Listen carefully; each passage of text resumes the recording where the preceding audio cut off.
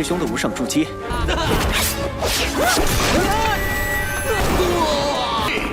来也突破了！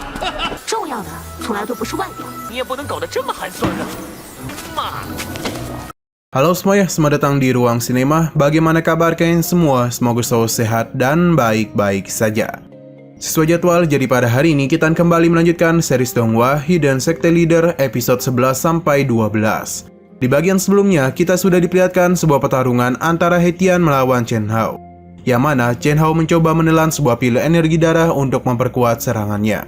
Meskipun begitu, Hetian masih mampu memberikan perlawanan hingga padanya berhasil mengalahkan Chen Hao. Selesai pertarungan, Jiang Beichan membawa murid-muridnya kembali ke Sekte Immortal. Di tengah-tengah perjalanan Jiang Beichan, dia pun kembali mendapatkan murid baru bernama Lin Xuan. Pada saat menjadi muridnya, Jiang Beichan sempat merasa kesulitan untuk mendidik Lin Xuan, sehingga poin kesetiaan Lin Xuan perlahan-lahan terus menurun sampai ke angka 1. Jiang Beichan kemudian terus mencoba membuat Lin Xuan agar mempercayainya, hingga padanya poin kesetiaan Lin Xuan meningkat menjadi 90 poin. Nah, sekarang kita akan melanjutkan episode terbarunya. Di sana, Suangao terlihat seorang tuan putri kekaisaran bernama Chuangru Jingliang sedang marah kepada para penasehatnya. Chuangru Jingliang marah kepada mereka karena para penasehatnya telah mengambil sebuah tindakan tanpa seizinnya. Sehingga Chuangru Jingliang pun menjadi begitu bete dan langsung menyuruh para penasehatnya untuk pergi. Setelah para penasehatnya pergi, datanglah seorang tuan putri bernama Wu Xuanyu yang merasa kagum dan kewibawaan Chuangru Jingliang sebagai tuan putri. Usut punya usut, ternyata Wu Xuanyu inilah yang ternyata adalah tuan putri dari istana Suangao yang sebenarnya. Sedangkan Chuangru Jingliang hanyalah pion milik Wu Xuanyu saja yang disuruh untuk menyamar menjadi dirinya, karena Chuangru Jingliang memiliki wajah yang mirip dengan dirinya. Setelah beberapa saat, tiba-tiba saja Wu Xuanyu merasakan sebuah rasa sakit yang membuat Chuangru Jingliang begitu khawatir dengannya. Rupanya semenjak Wu Xuanyu masih kecil, dia sudah mendapatkan sebuah kutukan dari ayahnya sendiri, yakni Kaisar Wu Ringyang. Oleh karena itu, kini Wu Xuanyu pun harus berusaha keras mencari seseorang untuk memecahkan kutukan tersebut. Tak jauh di sana nampak Wang Luoli yang sedang berlatih untuk membangun pondasi tertingginya. Melihat keberhasilan Wang Luoli dalam membangun pondasi tertingginya, Jiang Beichan hanya bisa merasa iri dan minder terhadap muridnya sendiri.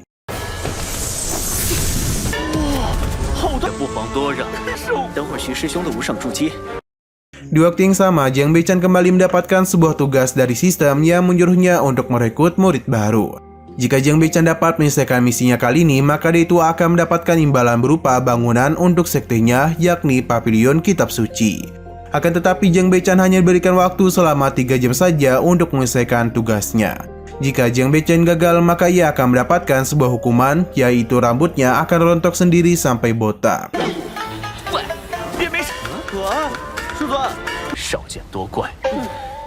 Setelah beberapa saat, kita kembali melihat Wu Changsheng yang berhasil membangun pondasi tertinggi. Sampai-sampai energi spiritualnya sempat mengenai kapal terbang milik Wu Xuanyu. Akibatnya, kapal terbang milik Wu Xuanyu pun mulai terbakar dan perlahan-lahan terjatuh ke wilayah Sekte Immortal. Melihat jatuhnya kapal itu, Hetian bergegas berlari menuju kapal itu. Namun tiba-tiba saja Wu Xuanyu muncul dan langsung menyerang Hetian hingga terpental. Kerusakan kapal terbang miliknya membuat Wu Xuanyu menjadi begitu marah kalau para murid Sekte Immortal sedang mencoba membajak kapalnya. Lantas tak hanya menyerang Hetian saja, Wu Xuanyu juga berhasil mengalahkan Li Xuan dengan mudah sehingga hanya tersisa Zhao Hong sendirian saja. Zhao Hong kemudian mencoba untuk menyerang Wu Xuanyu. Namun sayangnya dia sama sekali tidak ada apa-apanya di hadapan Wu Xuanyu. Hingga padanya Zhao Hong terpental karena tendangan dari Wu Xuanyu.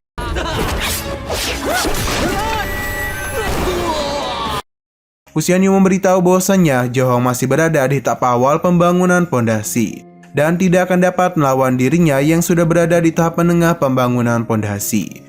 Pada saat yang bersamaan, Chu Changsheng dan Wang Luoli pun tiba, sehingga Wu Changsheng, Wang Luoli, Hetian, Li Xuan, dan Zhao Hong kembali bangkit untuk melawannya. Bukannya memberikan serangan dan menggunakan kekuatan, mereka berlima justru mengeroyok Wu Xuanyu dengan tenaga fisik saja.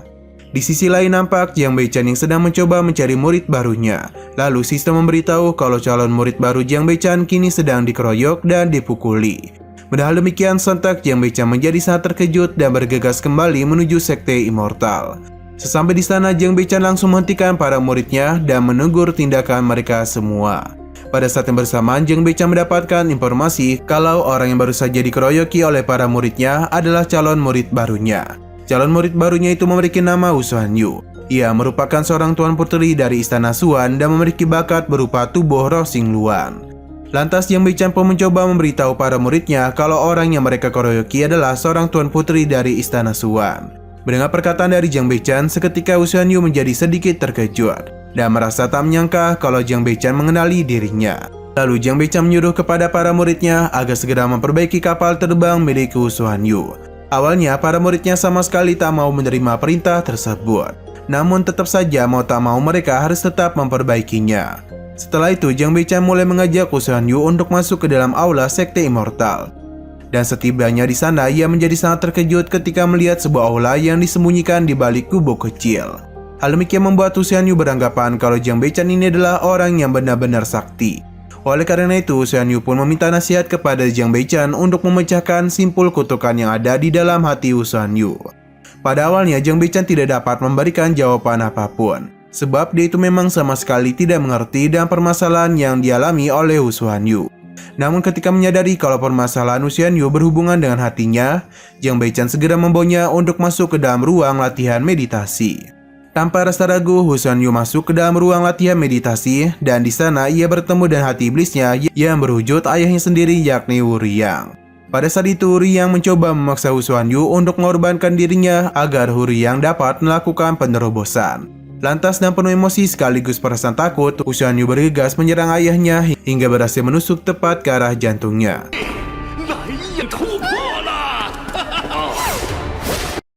Meskipun begitu, hati iblisnya mampu memberikan perlawanan sambil mengatakan kalau kutukan keluarga Wu tidak akan pernah bisa dihindari oleh Wu Xuanyu. Perkataan dari ayahnya itu sontak membuat Wu Xuanyu benar-benar menjadi sangat ketakutan dan perlahan membuat hati iblisnya menguasai jiwa Wu Xuanyu.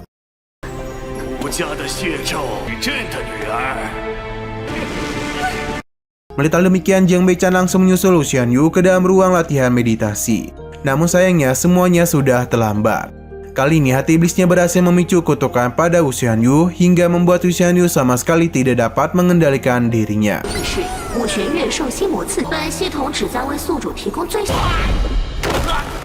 Selain itu, di dalam ruang latihan meditasi itu, Jiang Beichan tak dapat melakukan apapun selain menghindari serangan dari Wu Xuanyu.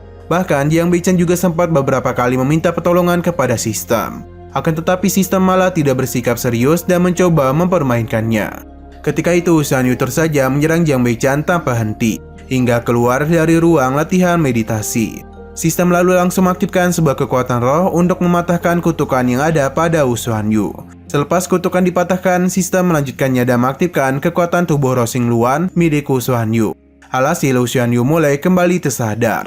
Setelah itu Jiang Beichan mulai berakting dan memberitahu kalau ia telah berhasil memecahkan kutukan Wu Xuanyu. Sehingga Wu Xuanyu pun berterima kasih kepada Jiang Beichan dan langsung berlutut sambil memanggil Jiang Beichan dan sebutan guru. Dan begitu Wu Xuanyu pun resmi menjadi murid Jiang Beichan. Dengan 80 kesetiaan dan sistem langsung memberikan imbalannya kepada Jiang Beichan.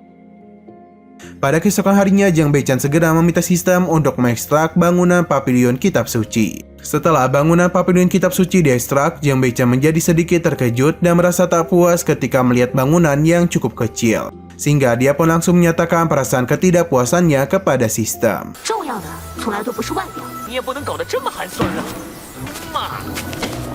Saat masuk ke dalam Pavilion Kitab Suci, seketika Jiang Beichan menjadi sangat terkejut. Sekaligus merasa bahagia, pasalnya interiornya yang sangat bagus dan terdiri dari beberapa lantai. Jiang Beichan merasa yakin dan banyaknya buku yang ada di Pavilion Kitab Sucinya, ia dapat meningkatkan kekuatannya dan mudah. Namun perasaan senangnya itu hanya bertahan sebentar saja. Ia menjadi sangat marah karena ternyata seluruh buku yang ada di Pavilion Suci sama sekali tidak ada tulisannya. Lalu sistem memberikan sebuah tugas kecil, yaitu menyerang Sekte Raja Hantu. Jika Jiang Beichan berhasil mengalahkan Sekte Raja Hantu, maka seluruh buku 4 lantai pertama di Pavilion Kitab Suci yang kosong akan diisi dengan tulisan-tulisan. Mendengar tugas kecil itu sontak, Jiang Beichan menjadi sangat terkejut. Pasalnya, Sekte Raja Hantu bukanlah sekte yang berada di tingkat 9. Merasa tak mampu menyelesaikan tugas tersebut, Jiang Beichan memutuskan untuk tidak menerimanya. Oleh karena Jiang Beichan tidak mau menerima tugasnya, maka sistem akan memberikan hukuman, yaitu Jiang Beichan akan dipaksa tinggal di dalam ruang latihan meditasi selama 3 hari.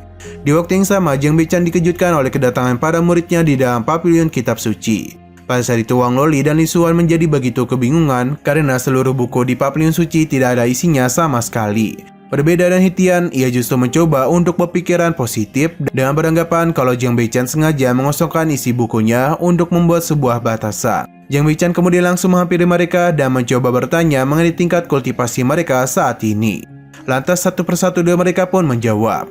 Mulai dari Lin Xuan yang berada di tahap permunian Qi tingkat 3, Etienne di tahap permunian tingkat 8, Zhahong, Su Changsheng, dan Wang Loli di tahap awal pembangunan pondasi, serta Wu Xuanyu di tahap menengah pembangunan pondasi. Sesudah mendengar jawaban mereka, Jiang Beichan memberitahu kalau ia akan mengisi buku di pavilion kitab suci dan membiarkan para muridnya membaca buku itu, selama salah satu dari muridnya mencapai tahap akhir pembangunan pondasi. Pada keesokan harinya, Chu Changsheng melapor kepada Jiang Beichan bahwa seluruh murid kini mulai berlatih dengan keras agar dapat melakukan penerobosan. Mendapat laporan itu, Jiang Beichan pun kembali menyuruh Chu Changsheng untuk terus melanjutkan latihannya. 去修炼吧。那我就只要慢慢等着。体拖延惩罚模式。 Beberapa saat sesudahnya, Jiang Beichan kemudian segera menghampiri para muridnya yang sedang berlatih. Setidaknya di sana, Jiang Beichan memberitahu bahwa ia memutuskan untuk melakukan penyerangan kepada sekte Raja Hantu, sehingga seluruh muridnya akan ikut berperang bersamanya. Mendengar rencana dari guru mereka, para muridnya justru menjadi begitu percaya diri dan bersemangat. Usut penyusut, ternyata para muridnya mengira kalau Jiang Beichan sendirilah yang akan memusnahkan sekte Raja Hantu. 取消，还是让我来挨顿打吧。骗了我们这么久。别打了，别打了！啊！头飞师已然决定，此事没就同意了。 Lantas Jiang Beichan pun memberitahu bahwa para muridnya lah yang akan bertarung menghadapi sekte Raja Hantu, sehingga para muridnya pun menjadi sangat terkejut. Demi menyemangati para muridnya, Jiang Beichan mencoba mengatakan alasannya membiarkan para muridnya yang bertarung adalah untuk menambah pengalaman mereka semua. 这是为怎么尔等不愿意？没有但是，不行但是，征战鬼王宗。 Sementara itu di sekte Raja Hantu, lihat Guru Agung yang menjadi begitu marah terhadap tetua kelima dan pasukannya. Bukan tanpa alasan Guru Agung marah karena tetua kelima gagal dalam melaksanakan tugasnya dan malah nyaris terhabisi di sekte Immortal. Untuk meredakan amarah Guru Agung, tetua kelima pun mencoba menawarkan jiwa seorang praktisi untuk Guru Agung. Alhasil Guru Agung langsung menyuruh tetua kelima untuk segera membawa jiwa praktisi tersebut. Pada malam harinya, nampak Jiang Beichan bersama para muridnya yang sedang pergi menuju sekte Raja Hantu dan menaiki kapal terbang. Pada saat itu mereka dikejutkan dan sebuah pemandangan di daratan yang memperlihatkan banyaknya para praktisi yang mati karena ulah dari sekte Raja Hantu. Melihat hal demikian, Hetian, Lin Xuan, dan yang lainnya pun menjadi begitu marah dan menjadi begitu bersemangat dan memusnahkan sekte jahat seperti sekte Raja Hantu. 为师也不想吃药的，是你们永远。虽然是我把你们扯进来的，但 Tak berselang lama, akhirnya kapal terbang yang mereka naiki pun mulai mendekati kawasan sekte Raja Hantu. Pada saat itu, kedatangan sekte Immortal ke wilayah sekte Raja Hantu sempat terlihat oleh tetua kelima bersama dengan para pasukannya. Nah, sayang sekali episode pada hari ini pun harus bersambung dulu. Oke, sekian dulu pada video kali ini. Untuk video selanjutnya akan segera hadir. Jadi bagi kalian yang mengikuti series ini, langsung saja klik subscribe dan aktifkan loncengnya. Terima kasih yang sudah menonton video sampai habis. Jika kalian suka pada video ini, klik like dan share ke teman-teman kalian tentang channel ini. Dan ditunggu aja kelanjutannya. Oke, sampai jumpa di video selanjutnya.